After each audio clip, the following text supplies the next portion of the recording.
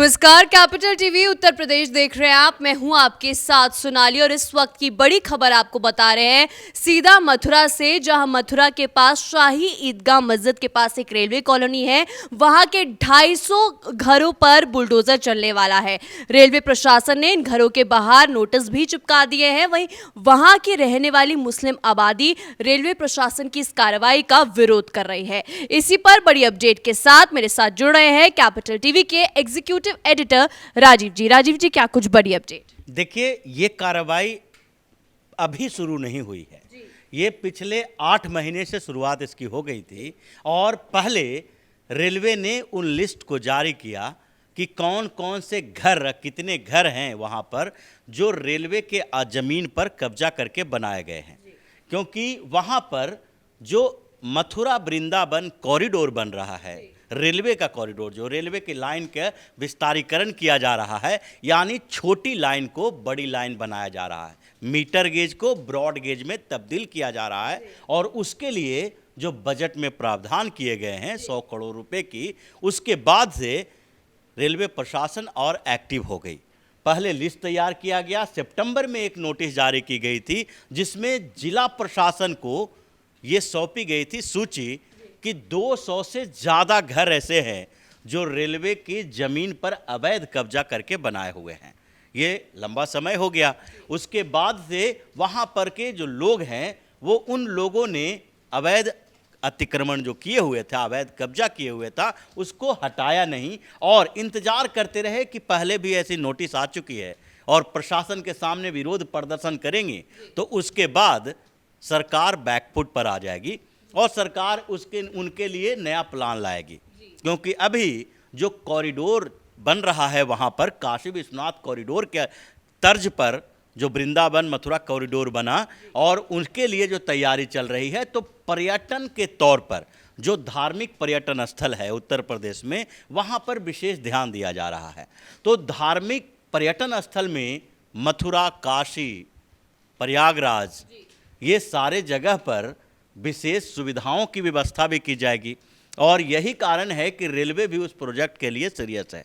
तो ऐसे में इन लोगों को नोटिस भेजा गया 21 दिन के लिए कि 21-22 दिन के अंदर आप इस ज़मीन को खाली करो, नहीं तो फिर बुलडोजर चलेगा। और फिर वही पुराने राग अलापे जाने लगे, प्रदर्शन किए जाने लगे, कागज़ दिखाने की कोशिश की जाने लगी कि कागज़ हमारे पास है, हमने 30-40 सालों से घर बनाए हुए रखा है यहाँ पर, इन घरों पर कार्रवाई नहीं होनी चाहिए। लेकिन स्थितियाँ बदल गई है। सरकार और प्रशासन भी अडिग है इस बात को लेके कि आपके पास जो कागज़ हैं, जो पेपर आपने बना रखा है, उसमें रेवेन्यू का जिक्र नहीं किया गया है। आपने वहाँ पर वोटर आईडी कार्ड बना लिया, आपने वहाँ पर बसे हुए घर का नंबर डलवा दिया, तो इसका मतलब ये नहीं है कि वो ज़मीन आपकी हो गई। अगर 50 साल 100 साल से भी कोई ज़मीन कब्जा करके रखे हुए है, तो वो जब सरकार को ज़रूरत होगी, जब सरकार की नज़र जाएगी, उस समय आपको वो खाली करना ही पड़ेगा। और पूरा का पूरा मामला यही है, क्योंकि इस बीच 2 तरीके का विवाद मथुरा में चल रहा है। एक तो शाही ईदगाह मस्जिद और श्री कृष्ण जन्मभूमि जो मंदिर है, वो मंदिर के बीच का विवाद है कि मंदिर के ज़मीन पर अवैध कब्जा करके शाही ईदगाह मस्जिद बनाई गई है और उसका मामला कोर्ट में चल रहा है। उसमें साफ तौर पर कहा गया है कि ज़मीन जो है, मस्जिद जिस पे शाही ईदगाह बनाई गई है, वो ज़मीन भगवान श्री कृष्ण की है, जन्मभूमि ट्रस्ट की है। और ऐसे में इस ज़मीन पर जो लगभग 2.5 एकड़ ज़मीन शाही ईदगाह के नाम से है, वो भी रेवेन्यू श्री कृष्ण जन्मभूमि ट्रस्ट दे रही है उसका, यानी कि मालगुजारी का भुगतान वो कर रही है। अब कोर्ट में इसके ऊपर फैसला आएगा तो उसके आसपास जो अवैध तरीके से कब्जा करके रेलवे कॉलोनी की ज़मीन, रेलवे की ज़मीन पर भी अवैध कब्जा किया गया है, उसके ऊपर रेलवे प्रशासन अपना काम कर रही है। यानी कि मथुरा में अब एक नया खेल शुरू होने वाला है।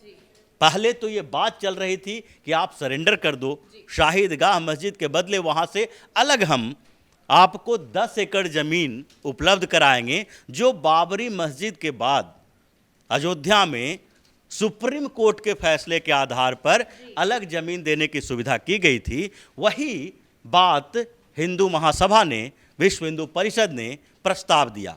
और यही प्रस्ताव पर अभी पिछले कुछ समय से चर्चा भी हो रही थी, क्योंकि अभी 2 बैठकें संघ और उनके सारे संस्थानों और दूसरे तरीके से मुस्लिम संगठनों के बीच हो रही है। 3 बैठकें हो चुकी है, जिसमें यह प्रस्ताव लाया गया है कि काशी और मथुरा में जिस तरीके से हिंदू और मुस्लिम यानी कि मंदिर और मस्जिद का विवाद चल रहा है, उसको निपटाने के लिए कोर्ट से बाहर हम लोग एक सहमति जता लें। क्योंकि बार बार मुस्लिम पक्ष इस बात का आरोप लगाते रहा है कि आप लोग कोर्ट में जाकर इसे और बढ़ावा दे रहे हैं, हिंदू मुस्लिम भाईचारे के लिए ये खतरा है। तो यही प्रस्ताव बार बार रखा गया इस चीज़ के लिए कि आप लोग कोर्ट से बाहर सेटलमेंट कर लें और मस्जिद ही बनाना है, क्योंकि वो ऐतिहासिक नहीं है। तो ऐसी स्थिति में आप मस्जिद वहाँ से बाहर भी अलग कहीं बना सकते हैं, क्योंकि इन दोनों जगहों पर जो मंदिर है वो हिंदू आस्था का प्रतीक है। ये महत्वपूर्ण जगह है हिंदुस्तान में हिंदुओं के लिए। तो ऐसे में अब रेलवे प्रशासन की कार्रवाई की बात करते हैं जो मथुरा में चल रही है। ये 200-250 घर की बात नहीं है, ये अवैध कब्जे की बात है कि अवैध कब्जा अगर आपने किया है और आपको हटाने के लिए अगर कार्रवाई होती है तो आप सड़क पर उतर जाते हो। ये पुरानी तुष्टीकरण की नीति रही है। अगर वो लोग कहते हैं कि लंबे समय से हम यहाँ पर बने हुए हैं, घर बना लिए हैं, तो ये सवाल तो इससे पहले की सरकारों से पूछना चाहिए था, जो पिछले 40 सालों से उत्तर प्रदेश की व्यवस्था को खराब करके रखे हुए था, जो तुष्टीकरण की राजनीति के तहत इन लोगों को घर बनाने, मकान बनाने, वोटर आईडी कार्ड बनाने, ये सारी सुविधाएं दिए हुए था। तो उस प्रशासन से ये सवाल उस समय के आधार पर होना चाहिए। और यही नहीं, अगर इसमें प्रशासन से सवाल पूछे जाएंगे तो वो अधिकारियों के ऊपर पड़ेगा कि आप अधिकारियों की मिलीभगत के आधार पर कैसे उनको वहाँ पर मकान बनाने की सुविधा दे दिए। मकान बनाने के लिए वो जब अतिक्रमण कर रहे थे तो उस समय आपने कार्रवाई नहीं की, क्योंकि अभी वर्तमान में जो है वो तो अतिक्रमण को हटाने की नोटिस है। और अगर ये नोटिस जारी की गई है, रेलवे की ज़मीन पर वो अवैध कब्जा है, तो वो तो रेलवे अपनी ज़मीन लेगा ही।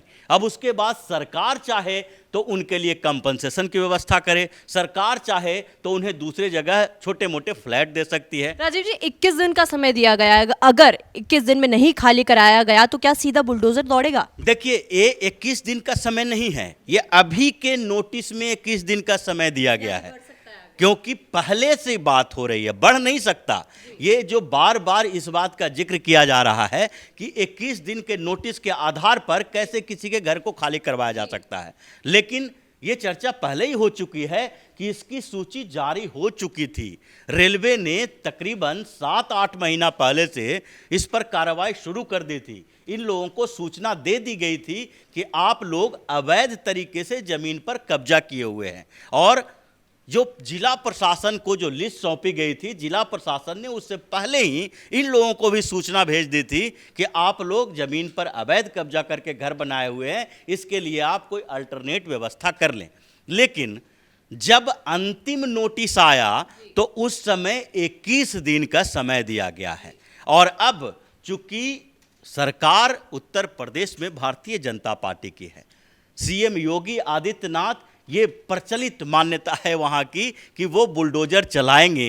अगर उनका बुलडोजर चलेगा, यानी कि रेलवे के अपने आधार पर अपने फोर्स का इस्तेमाल नहीं कर सकती, वो जिला प्रशासन से यानी सरकार से मदद की गुहार लगाई है कि सरकार हमें ये जमीन कब्जा करके हमें दे। और इसके लिए पूरा रेलवे ने प्लान भी बना लिया है। रेलवे ने उसके हटाने से लेकर नए कंस्ट्रक्शन करने तक की सारी के सारे टेंडर जारी कर दिए हैं, यानी कि रेलवे का टेंडर हो गया है। वहाँ पर ज़मीन हटाया जाएगा अवैध कब्जे का, उसके बाद मीटर गेज को ब्रॉड गेज किया जाएगा, मथुरा से वृंदावन तक के रेलवे के नए लाइन बिछाए जाएंगे। और उसके लिए जब टेंडर जारी कर दिया गया है तो इस पर तो बुलडोजर चलना लाजमी है। और 200 से 250 क्या, अगर वहां पर आसपास में 400-500 मकान भी होंगे तो सबको ढहाया जाएगा, गिराया जाएगा और रेलवे अपना काम करना शुरू कर देगा। बहुत बहुत धन्यवाद राजीव जी तमाम अपडेट के लिए। तो इस वक्त की बड़ी खबर आपको बता रहे हैं,